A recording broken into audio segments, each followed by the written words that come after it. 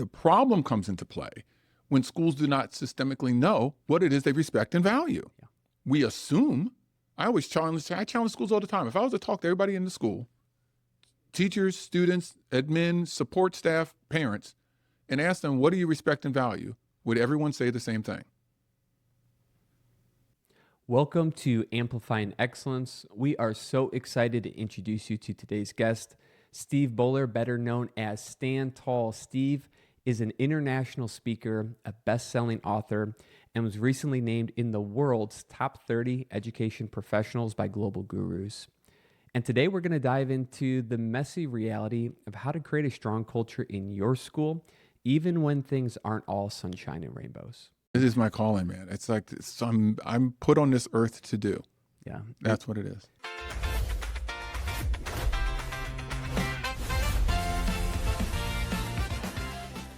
All right. All right, Steve, thank you for being here. It's such a pleasure to have you. Hey, man, this is great. I'm really excited to be here. Yeah, I got to read your book. I've seen a couple of your keynotes, been a part of your breakout sessions. So big fan of your work. You're doing great things in the education space. Hey, appreciate it, man. I appreciate that. So a couple questions. First, so I know that your background, you are a classically trained artist and musician, and you started out as an art teacher, if that's right. Yeah. Tell me just about the journey, because that's a less typical pathway to administration and to superintendency than to an education thought leader. Tell me just how that classical training in the arts has benefited you. Oh, wow. Yeah. And I don't get that question that often, which is kind of cool. Yeah. I started off as an art teacher, and I became an art teacher because of my middle school art teacher, Mrs. Hammond. And it wasn't so much what she taught me about art, it's just how she made me feel. And I loved art. I really got into drawing and cartoons and, a lot of comic books and everything growing up. So I went to Kutztown University for art education. I got out. I was very fortunate. I got a job right away as a elementary art teacher, pre-K to third grade. Little tiny people. You're a tall guy. You get it. They barely came up to my hip. Yes. I did step on a few of them, but we settled out of court. They're fine. They're fine. But at any rate, I loved it, man. I dream job. Yeah. Basically you throw a party every 40, 45 minutes. The kids have a great time. I'm making good stuff. I ended up having an evaluation by my principal. Normal evaluation. I guess it's about year 3 or 4 of my time as an art teacher. And had my evaluation, did my post observation with him in his office. We sat, we talked. After it was fine. And after it was done, I was getting up to leave. And he says, "Oh, one more thing, Steve." I says, "Yeah, Dr. Greya was his name." He says, "By the way, make sure you go back to school and get your master's." And I'm like, "Okay." And he's like, No, sit down." I'm like, "What?" "Look at me." I'm like, "What?" He says, "Seriously. Get your master's. Go back." And he could tell I was a young kid, I was just like, whatever, young teacher. And I was like, "Well, to be honest with you, Dr. Gray, I don't know what to get my master's in. I don't know if I want to get it in art or what. I don't know what my options are." He says, "Steve, you can do it in anything. You can do a curriculum. You could be a principal. You could do that." Whoa. I could be a principal? And he's like, "Yeah, Steve, you can be a principal, but I'm an art teacher." Art teachers can be principals. Like I had that whole mindset of that the specialist teachers were less than, or we couldn't, or whatever like that. He says, "Stephen, good teaching's good teaching. Leadership is leadership." And I was like, okay. So from the remainder of that year, I decided I'm going to really look at principals. I'm going to look at administrators to see what they're like. And I came to realize I can't stand them. I hated the position. I was like, this is horrible. Yeah. I said, these guys walk around with a stick up their you-know-whats, and this is non-creative. But then I started to think, I said, you know what? I'm going to be the creative principal. I'm going to bring the creativity of the arts and the creativity of music, because I am. I have a minor in music. I'm certified art and music teacher. I've only taught art, though. And so I went back to school, and that was my goal. And so when I finally became an administrator, I became an assistant principal and things like that, it was a learning curve, definitely. But I still take the creative process and implement it in. Think of things a little bit differently. Yes, there needs to be structure. Yes, there need to be systems, but there still needs to be that creative part in looking at things a little bit differently. And so that's what I brought. And from there, most of my career was a building principal. I loved it. And then eventually assistant superintendent and superintendent. But in that same notion, finding the opportunities to allow creativity and uniqueness, not just of myself and my ideas, but other people, and see that in them and kind of pull that out. So that's the journey, man. That was the journey. Yeah, and you shared about your principal who kind of had those expectations of you and saw something in you, maybe even before you saw it in yourself. I had a similar experience with my old principal, Dr. Noble, who said, one day after school, I'll see you at the building leadership team meeting, and it was my second year teacher. I said, why am I invited to that? But she just saw something in me, and she was the one who told me to go get my master's and get my certification, and then she was the one who hired me as a principal. Tell me, for your own journey, how you've paid it forward, how you've helped maybe a younger generation or people who you've interacted with breathe life into them and have expectation in them, maybe before they even see it in themselves. You know what? And it's almost like it's a necessity. You really need to do that. In my book, Stand Tall Leadership, one of the parts that I speak of in there is, as a leader, it's your job to not only have a mentor, you need to have colleagues that you can connect with, and then you need to pull up. You need to find others that have something in them in some way. It might be school administration. It might be team leadership. It might be whatever. And that's something I did. And as a building principal, I would go around to my teachers all the time. And if I had an opportunity of a committee or an opportunity for anything, certain people that I see from time to time within their own groupings kind of come out a little bit. I'm like, hey, here's this opportunity if you want to, if you're interested in this. And I've had some people say no. I'm like, no, thank you, Mr. Bollar. That's fine. That's fine. But I've also had some people that are like, yes. And truthfully, you have to understand your position as a leader. All right. People are looking up to you as much as you may be humble in your own right. And for you as a leader to go to someone and say, I would like for you to do this, and they will be like, oh my, you might see something in me. All you need is that little spark. And if I can be the catalyst to make a spark in someone that they can see themselves a little bit different to be able to do something, go for it. I had a math teacher in my one building. She was a 6th grade math teacher, and she was just different. And I encouraged her, go, move, make something. Now she's like, I think she's head of mathematics at a major university. And she comes back and says, I would have never done this if I didn't think that you thought enough of me to do things like that. And so, yeah. You just got to find those moments. Yeah, and you talk about being in, such a public position, even if you are a humble leader, that people are always looking at you. I always say that I'm a private person in a public position, and I had to, come to terms with that. You're someone who, you give keynotes in front of thousands of people, and you're so open with your story about, you love costumes, you love dressing up, and share pictures of your family. How do you have the confidence to so authentically be yourself? And is that a part of creating a strong culture in the organizations you're a part of? Yeah, part of the business of speaking. Let's go into that, because I'm a professional speaker. I'm an educator who is an expert, if you will, in a specific area of education, and I'm a speaker. In that order.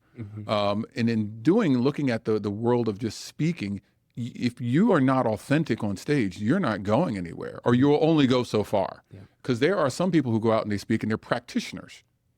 So therefore, they're identified as a practitioner, and you're only going to go so far. People are going to come, get your information, and off you go. Me, I feel that it's necessary to make that connection with the audience. And you'll be surprised. There's so many times I go and I speak, and afterwards, people come to me and are like, my son was growing up, and they had, he's growing up very, very quickly and becoming a tall person, and he's going through things, and I can relate to that. Or, oh, you shared this thing about how you dress up at schools. I always wanted to do that, and I never could. Or, oh, your childhood. Or that. It's a way to connect with people. And you have to allow yourself to be a little vulnerable. And even in my talk, my last point that I talk about in my main keynote that I have is about building relationships. And I feel one of the best ways to build relationship is through originality. What's original to you? You got to be vulnerable. You got to share some things. And if I'm telling people, hey, you have to show originality, you got to be vulnerable, and I'm up on stage hiding everything, well, then we got a problem. So that's why I share. Hey, I like to dress up into costumes. I love charity. I love humor. I like barbecue. I mean, I just share things that, and truthfully, the audience in K-12 education, they're sitting there like, nobody says this stuff. Yes. But everybody's feeling it and everybody's thinking it. So one, I'm allowing them to understand when you're dealing with the climate and culture of a school, allowing that vulnerability in those relationships to develop. But two, also kind of flipping the script a little bit and doing something different. Doing something different on stage and letting people know that. Yeah. When you were in the K-12 education space, especially maybe the superintendency, which has like the most public eye, the most scrutiny on it, Did you ever come across any challenges with that, with being so authentically yourself? Oh, good Lord. Yes, sir. Man, that job, especially where I was in a very politically charged community. Um, Here's an example. Okay. So we were coming into budget. I was the superintendent, and we had to send out rice notices out to the staff that they are going to be spoken about at the board meeting as it pertains to their job, because we are realigning our budget. Now, in the past, in that district, in many districts they do that. They send out the rice notices, and that's just it.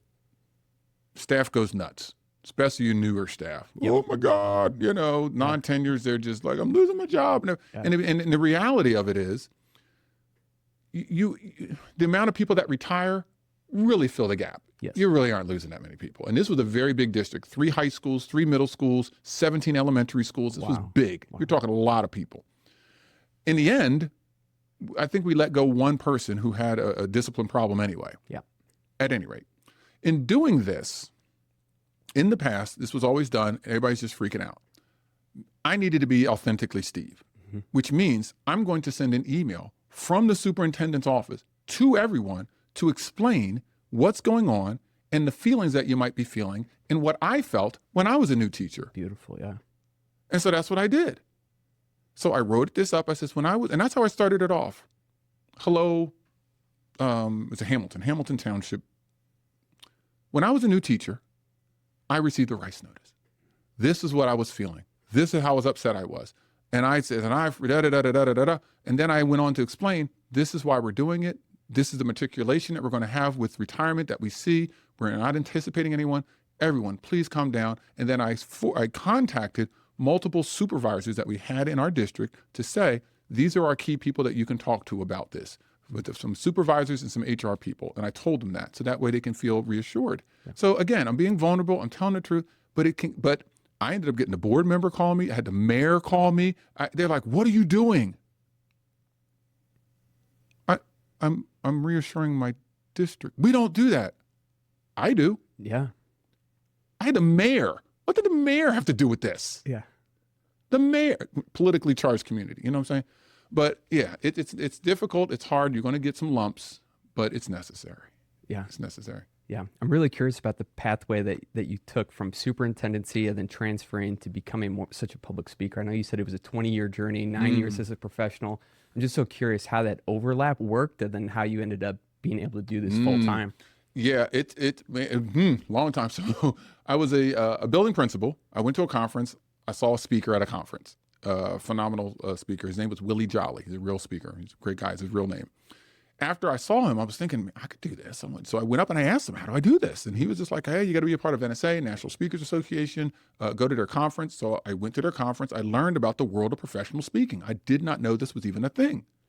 But I knew I love being an educator. But I was like, you know what? I think I can try this. So I went to some meetings at NSA Philadelphia. I live near Philly. I'm in New Jersey, right across the bridge. So I attended a couple of their meetings. I signed up for their little their magazine, and I took trainings. And so I started to develop this while I was a building principal. And the big thing about me was culture and climate. It was prevalent in my buildings and my schools. So I slowly did a little bit more, okay, let me get a website. Then I got a website after a few years. So for 15 years, I was a professional speaker as a building administrator. I just did it on the side when I could. I made a lot of mistakes and realigned and everything like that. But eventually when I became a superintendent, I was leaving a district and I was like, you know what? Let's do it. But now's the time.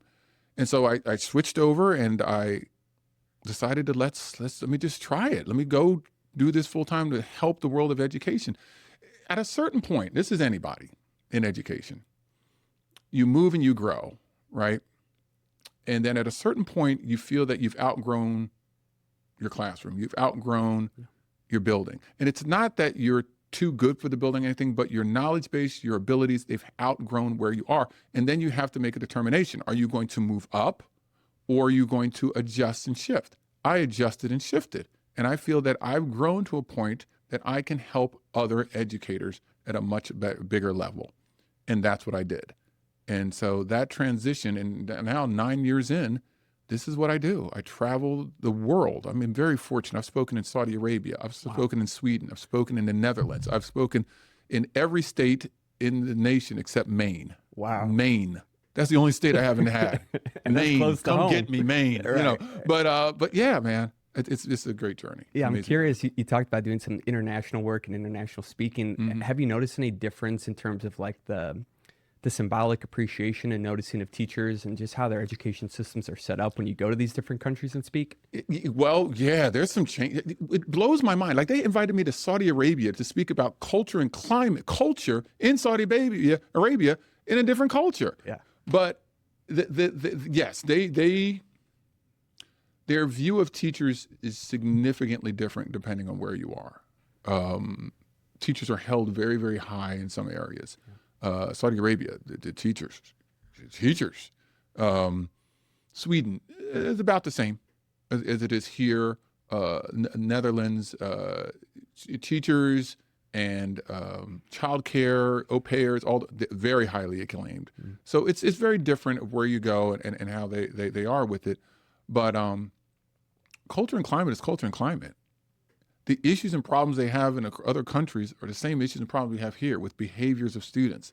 I mean, when you see on TV and stuff, other schools, they must be showing the best ones because some of these schools, they're going through it in these other countries. Yeah. Actually, I did a student assembly in Saudi Arabia. Worst experience of my life. Really? Oh my gosh. You want to talk about just poor behavior.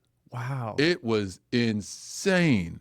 Mind you, the most prestigious private school in the country. I mean, the Crown Prince's kids go there. These kids are very high-end, elitist type children. Sure. But their behavior was, I'll go into any inner city or any tough rural or suburban area in the world over that. That was rough. But it's just a school's a school. Yeah. School's a school. The issues that they have is the same everywhere. It's amazing. Yeah. So you talk a lot about culture, even in this interview and in your keynotes and in your books. One idea that I was so interested in is how you talk about the operationalized culture and the behavioral culture and the real goal being to draw those closer together. Can you speak just a little bit about that idea and some actionable ways that you can draw it closer together so there's less ebbs and flows? So I'm going to go a little back end of this. So to kind of define each of these things. So culture, I say that there's two different types of culture in a school or in any organization. There's your operational culture and there's your behavioral culture. Your operational culture is how you operate in an organization. For school, how do you set up buses? How do you hold a meeting? How do you answer the phones? How do kids come in the building? How do they walk in the hallways? How do you run an event? Like all the operations that happen in order to make a school run, even down to the classroom. How do kids walk in the classroom? How do they turn in work? How do you raise their hands? Like all the operations, classroom, building, district. The behavioral culture is how people behave traditionally. How do people talk to each other? How do students talk to students? Students talk to teachers. Teachers talk to students. Administrators talk to students. How does everybody talk to each other over time? Because culture is just a fancy word for traditions. Traditions is a fancy word for culture. It's how you do things over time again and again and again and again. Now, the whole thing with those two areas is you want those two areas, your operations and the behaviors, cultures, to be in alignment with what you respect and value. The problem comes into play when schools do not systemically know what it is they respect and value. Yeah. We assume, I challenge schools all the time. If I was to talk to everybody in the school, teachers, students, admin, support staff, parents, and ask them, what do you respect and value? Would everyone say the same thing? 99% of the time, they're like, no. Everybody would say all different kinds of things. Yeah. So that's the thing. So if we're talking about what we can do to improve it, number one, find out what everybody respects and values. And that's not as hard as you think, right? Have a survey where you're listing all positive words, tons of positive words. And then you say, let's pick from this survey, let's pick 12, let's pick 6, let's pick 3 that we all say that we respect and value, that we want our staff to showcase, our students to showcase, and the community to showcase. And I have a whole process when I come to schools that we do this process. It works really, really well. But once you have what it is you respect and value, and let's say that it's teamwork, integrity, and accountability, those are the 3 words that we are going to go with. Then what you do is you're going to look at your operations and you're going to say, okay, in these operations that we have, are they in alignment with teamwork, integrity, and accountability? Are they in alignment with this? Are we? Yes, then you keep them. If they're not, let's realign so that we can get them there. Yeah. If the behavioral consistency isn't in alignment with what teamwork, integrity, and accountability, and that's at the classroom level, in the cafeteria, in the hallways, in the meetings. If it's not, then it's upon the leadership as well as everyone else to hold everybody accountable so that it is. A lot of times people think, I go and I speak about culture and climate. It's rainbows, glitters, and unicorns. No. In order to do this, you have to have accountability, which means what? Discipline. Yeah. Consistency. You're not going to get anybody, but you have to have consistency about it. So that's what it is. You have your operational culture. You have your behavioral culture, and you're working closely to get it to what you respect and value. And as you do that, then in between those 2 bands, you have emotions. That's the climate. And if those things are in alignment with respect and value, people feel better. They feel more at ease. They're like, yes, this place is good.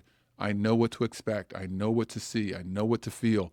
And therefore, you're going to get some better outcomes overall. Yeah, and you share how culture isn't all sunshine and rainbows, and that's absolutely been my experience as well. And you talk about it from a discipline standpoint, and I think you're mostly speaking of like student behavior, but I also wonder about staff behavior, because what I've found is you can get the culture pretty much right. You get people all rowing in the same direction, understanding the vision, but you have those vampires that are just sucking the life out of it, and everything you do just gets undermined, and it makes it where you lose your credibility with your staff, and it feels like you're just the rah-rah guy versus the actual culture guy.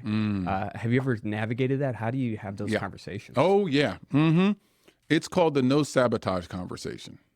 All right. This is for my administrators. This is a hard conversation, but it is necessary. I've had this no sabotage conversation, I could say probably about 4 times in my career. All right. And I've been in education for over 30 years and about a good,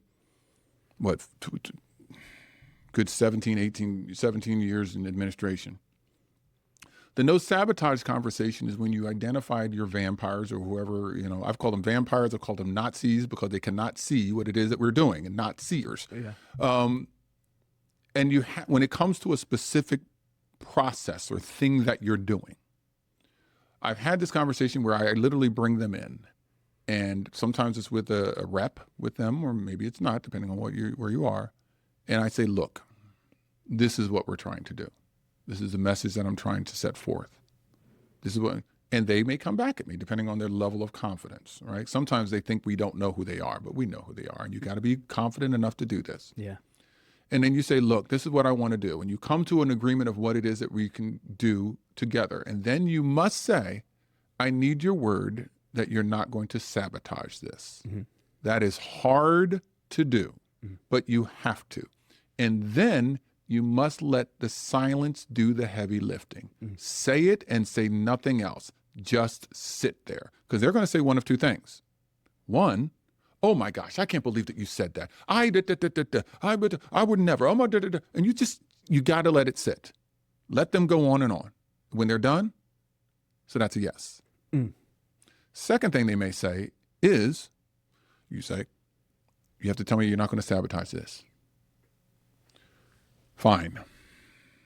Which means that's what they were going to do. Yep. So that's a no. You're not going to, okay. But it's a tough conversation, but you have to call them on it. And here's the thing. The rest of the staff knows that's what they are and what they're doing. Yep. So therefore, you have to be strong enough to call them on it. You have to.